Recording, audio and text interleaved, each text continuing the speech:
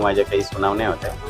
मी सर्वसाधारणतः घरून निघालो होतो. मी आणि माझा ड्रायव्हर होतो. मेन रोडपासून तहसीलकडे वळताना कॉर्नरला एक आडवी गाडी स्कॉर्पिओ आली आणि ते गाडी रस्त्यात थांबल्यामुळं माझा रस्ताच बंद झाला. पाठीमागून वाहतूक सुरू होती आणि पुढून रस्ता बंद झाला. अशा अवस्थेमध्ये एक व्यक्ती उतरली, हातामध्ये रॉड होता, त्यांनी काचेवर मारायला सुरुवात केली आणि प्रसंगावधान साधून माझ्या लक्षात आलं की हा काहीतरी वेगळा प्रकार आहे. आणि मग नंतर गाडीतून 2-3 लोकं उठले आणि प्रत्येकाने काचेवर मारायचा प्रयत्न केला. हातामध्ये रॉड आणि पाईप्स होते आणि मी प्रसंगावधान साधून मी मध्यभागात आलो. मिरची पूड वगैरे त्यांच्याकडे होती.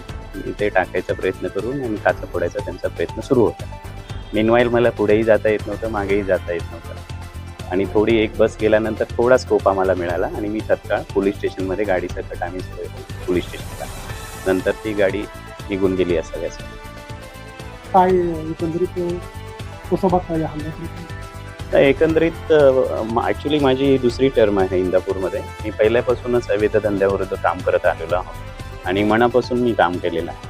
याच्यातून अवैध धंद्यांना बिमोड करण्याच्या दृष्टीने जे काही प्रयत्न झाले त्याच्यातून कुणी दुखावला असेल, अर्थात त्याचा हेतू चांगला नाही आणि त्या दृष्टिकोनातून कुणी केलं असेल असं मला वैयक्तिक वाटतं.